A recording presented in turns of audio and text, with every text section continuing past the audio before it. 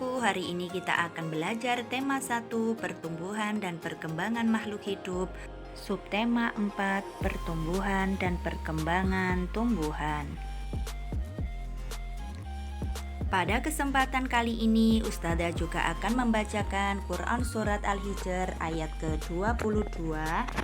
Ayat ini berkaitan dengan materi yang akan kita belajari hari ini. A'udzu billahi minasyaitonir rajim. Bismillahirrahmanirrahim. Wa arsalna riyaha lawaqiha fa anzalna minas samaa'i ma'an fa asqaynakumuh wa ma antum lahu bikhazinin. Shadaqallahul azim. Yang artinya, dan kami telah meniupkan angin untuk mengawinkan tumbuh-tumbuhan, dan kami turunkan hujan dari langit, lalu kami beri minum kamu dengan air itu, dan sekali-kali bukanlah kamu yang menyimpannya. Nah anak-anak, ayat ini menggambarkan betapa besarnya kekuasaan Allah Subhanahu wa Ta'ala yang telah menciptakan bumi beserta isinya, termasuk menciptakan tumbuh-tumbuhan. Oleh karena itu, sudah sepatutnya lah kita mensyukuri segala karunia yang Allah ciptakan untuk kita. Baiklah anak-anak, kita lanjutkan materi kita kali ini ya. Di materi kita kali ini, kita akan belajar tentang perkembangbiakan tumbuhan, makna kata, bekerja sama, serta kerajinan mozaik.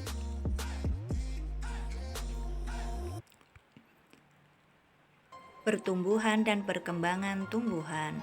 Tumbuhan memiliki banyak manfaat bagi kehidupan manusia. Kegiatan menjaga dan melestarikan tumbuhan sama dengan menjaga alam sekitar. Salah satu kegiatan menjaga alam yang bisa kita lakukan adalah merawat tumbuhan. Jumlah tumbuhan meningkat karena berkembang biak. Perkembangbiakan tumbuhan dapat terjadi secara alami dan dengan bantuan manusia. Sesungguhnya Tuhan telah mengatur perkembangan tumbuhan dengan sangat baik. Perkembangbiakan tumbuhan penting untuk memenuhi kebutuhan manusia dan hewan. Mari kita mempelajari perkembangbiakan pertumbuhan serta cara merawat tumbuhan. Pertumbuhan tanaman. Tanaman sama dengan makhluk hidup lainnya yang mengalami pertumbuhan. Tanaman pun memiliki daur hidup dan cara yang berbeda dalam perkembangbiakan. Ada tanaman yang mengalami perkembangbiakan secara alami, ada juga tanaman yang mengalami perkembangbiakan secara buatan. Perkembangbiakan tumbuhan. Perkembangbiakan tumbuhan ada dua macam, yaitu perkembangbiakan secara generatif dan vegetatif. Perkembangbiakan generatif adalah perkembangbiakan tumbuhan secara kawin atau melalui proses penyerbukan. Penyerbukan adalah peristiwa jatuhnya serbuk sari pada putik. Perkembangbiakan vegetatif adalah perkembangbiakan tanpa melalui perkawinan, yaitu dengan cara menggunakan bagian tubuh induknya.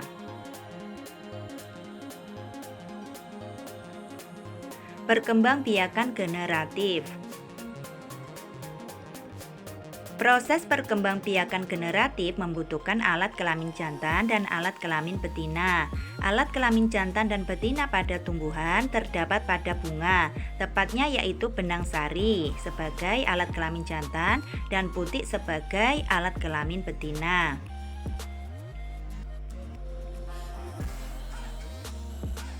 Perkembangbiakan generatif. Contoh tumbuhan yang berkembang biak dengan cara generatif yaitu tumbuhan berbunga seperti mangga, padi, jambu, mawar, bunga sepatu, bunga matahari, dan lain sebagainya. Perkembangbiakan vegetatif. Perkembangbiakan vegetatif pada tumbuhan ada dua macam, yaitu vegetatif alami dan vegetatif buatan. Perkembangbiakan vegetatif. Vegetatif alami. Yang pertama yaitu akar tinggal. Batang yang tumbuh menjalar dalam tanah atau biasa disebut dengan akar tinggal, akar rimpang atau akar tongkat. Contoh tumbuhan yang berkembang biak dengan cara ini adalah lengkuas, jahe, kunyit, dan temulawak. Perkembangbiakan vegetatif alami yang kedua yaitu spora. Spora adalah inti sel yang berubah fungsi menjadi alat perkembangbiakan. Contoh tumbuhan yang berkembang biak dengan cara ini adalah tanaman paku. Pada tanaman paku, spora dibentuk pada daun.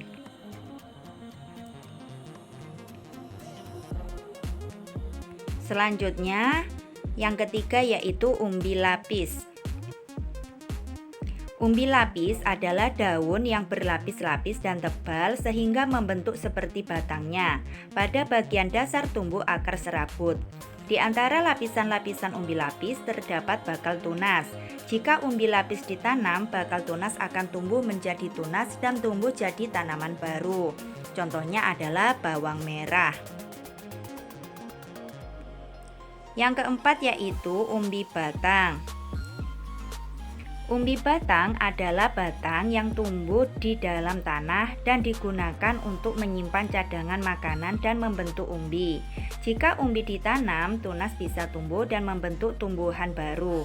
Contoh tumbuhan yang berkembang biak dengan cara ini adalah kentang dan ubi jalar. Yang kelima yaitu umbi akar. Akar pada tanaman yang berkembang biak dengan umbi akar beralih fungsi menyimpan cadangan makanan. Perkembangbiakan jenis tanaman ini melalui tunas yang tumbuh dari bekas batangnya. Sehingga untuk mendapatkan individu baru dari tanaman ini hanya perlu menanam bagian tubuh tumbuhan berupa batang. Contohnya adalah wortel, bengkoang, singkong, dan bunga dahlia. Perkembangbiakan vegetatif alami selanjutnya yaitu dengan cara gerage. Gerage adalah batang yang tumbuh dan menjalar di permukaan tanah. Tumbuhan baru akan tumbuh pada buku-bukunya dan tidak tergantung pada induknya. Contohnya adalah pohon stroberi, pegagan, dan rumput tegi. Perkembangbiakan vegetatif alami selanjutnya yaitu tunas. Tunas adalah bagian tumbuhan yang baru muncul dari kecambah atau kuncup yang berada di atas permukaan tanah. Tunas bisa terdiri dari batang, daun muda, calon bunga, atau calon buah. Contohnya adalah pohon tebu, pisang, dan bambu.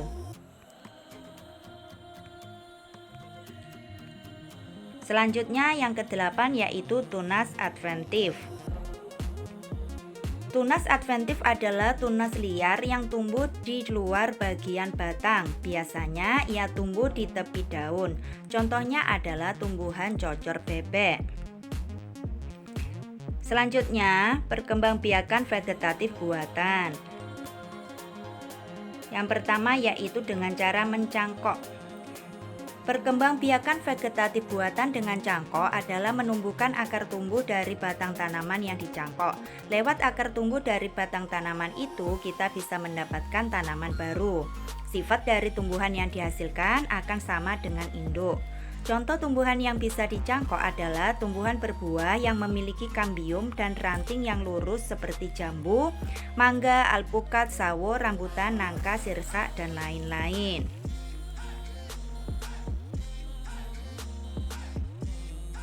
Tahapan mencangkok, ya, perhatikan gambar berikut. Yang pertama, pilih cabang atau dahan pohon dengan ukuran sedang, kupas dahan hingga bersih dari kulit dan lendir kira-kira sepanjang 5-9 cm. Langkah kedua, tutup luka pada dahan dengan tanah subur yang sudah dicampur dengan pupuk kandang. Yang ketiga, tutup luka pada dahan dengan tanah subur yang sudah dicampur dengan pupuk kandang. Yang keempat, siram cangkokan setiap pagi dan sore. Biasanya akar akan tumbuh dalam waktu sekitar 1-2 bulan. Vegetatif buatan yang kedua yaitu dengan cara stek. Stek adalah metode perbanyakan tanaman dengan menggunakan potongan tubuh tanaman berupa akar, daun, dan batang. Cara seperti ini lebih mudah jika dibandingkan dengan cara perkembangbiakan vegetatif yang lain. Jenis metode stek tanaman. Stek batang. Contoh tanaman yang dapat di stek batang adalah sirih, mawar, melati, lavender, jeruk, dan ketela pohon. Kemudian stek daun. Contoh tanaman yang dapat di stek daun adalah serai rejeki, cocor bebek, bunga aster, lidah buaya, dan begonia, serta bunga biru atau sunfolia.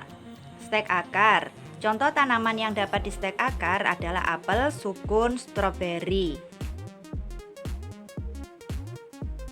Macam-macam stek. Yang pertama yaitu stek batang, yang kedua stek daun, dan yang ketiga adalah stek akar. Vegetatif buatan yang ketiga yaitu dengan menempel atau okulasi. Menempel atau dikenal juga dengan sebutan okulasi adalah cara menghasilkan tanaman baru dengan menempelkan tunas muda pada ranting atau batang tanaman induk. Tujuan dari okulasi adalah menggabungkan dua sifat tanaman yang berbeda dari dua jenis tanaman. Contoh jeruk nipis, kakao, belimbing, alpukat, dan lain-lain. Yang berikutnya adalah dengan cara mengenten. Mengenten adalah metode perkembangbiakan vegetatif buatan di mana dua jenis tanaman yang berbeda digabungkan dengan bagian bawah, akar dan pokok batang berasal satu tanaman. Mengenten bermanfaat menggabungkan sifat unggul dari dua jenis tanaman yang berbeda. Nah, dari perkembangbiakan tadi dapat dibuat bagan sebagai berikut, ya, supaya lebih mudah. Jadi tumbuhan itu cara perkembangbiakannya terdapat dua, yaitu dengan cara generatif atau kawin dan vegetatif atau tak kawin. Kalau dari generatif sendiri yaitu berupa pembentukan biji, sedangkan dengan cara vegetatif atau tak kawin terdapat dua macam cara, yaitu vegetatif alami dan vegetatif buatan. Vegetatif alami contohnya adalah akar tinggal, spora, umbi lapis, umbi batang, umbi akar, geragih, tunas, dan tunas adventif. Vegetatif buatan terdapat 4 cara yang bisa dilakukan. Yang pertama yaitu mencangkok, yang kedua stek, yang ketiga okulasi atau menempel, dan yang keempat adalah mengenten. Selanjutnya kita akan belajar tentang makna kata. Yang pertama yaitu apa itu yang disebut kosakata. Kosakata adalah kata-kata yang dipahami baik maknanya maupun cara penggunaannya oleh seseorang. Makna kata adalah maksud yang terkandung serta tersimpul dari suatu kata, misalnya rumah, makan, bunga, dan sebagainya. Latihan. Nah, di sini ada beberapa kosakata ya, ada 5 kosakata. Kemudian sudah tercantum maknanya. Nah, yang pertama adalah parasit. Maknanya organisme atau makhluk hidup yang hidup dan menghisap makanan dari organisme lain yang ditempelinya. Contoh kalimat yang bisa dibuat adalah cacing di dalam perut merupakan parasit yang merugikan manusia. Kosakata yang kedua yaitu puspa, maknanya indah dan cantik. Kosakata ketiga yaitu tangkai. Tangkai itu maknanya gagang pada buah, daun, atau bunga. Kosakata yang keempat yaitu busuk, maknanya berbau tidak sedap. Kosakata yang kelima yaitu bunga. Maknanya bagian tumbuhan yang akan menjadi buah, biasanya elok warnanya dan harum baunya. Atau bisa juga diartikan bunga itu adalah kembang.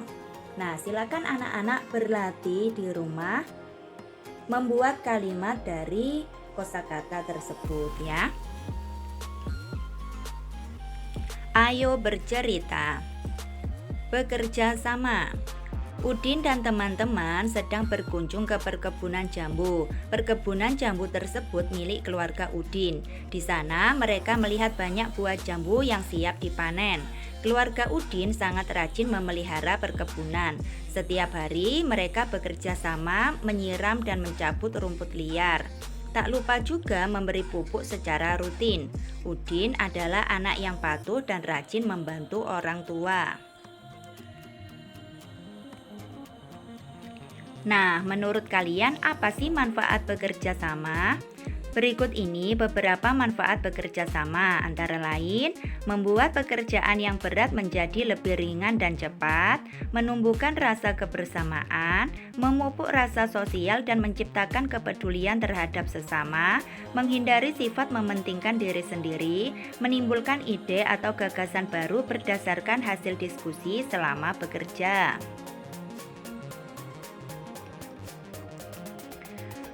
Apa yang sebaiknya dilakukan ya setelah kalian melihat gambar ini? Apa yang sebaiknya kalian lakukan? Siti melihat ibunya sedang menyiram tanaman. Menurutmu yang harus dilakukan Siti adalah apa ya menurut kalian ya? Kemudian perhatikan gambar yang kedua. Lani sedang menangis kesakitan. Tangan Lani tertusuk duri bunga mawar. Menurutmu yang harus dilakukan teman-teman Lani adalah? Nah, silakan kalian mengemukakan pendapat kalian ya. Kerajinan mozaik. Mozaik adalah seni dekorasi bidang dengan kepingan bahan keras berwarna yang disusun dan ditempelkan dengan perekat. Bahan yang dapat digunakan adalah keramik, tempurung kelapa, potongan kayu, potongan daun, potongan kertas, potongan kaca, kerang, dan sebagainya. Pembuatan mozaik menggunakan bahan dari kepingan-kepingan yang sengaja dibuat dengan cara dipotong-potong atau sudah berbentuk potongan. Kemudian potongan-potongan tersebut disusun dengan ditempelkan pada bidang datar dengan cara dilem. Contoh kerajinan mozaik. Perhatikan gambar, itu adalah contoh dari daun kering ya, mozaik dari daun kering. Kemudian gambar yang kedua itu adalah dari bahan biji-bijian. Kemudian yang ketiga dari kertas. Dan yang keempat yaitu dari kerang.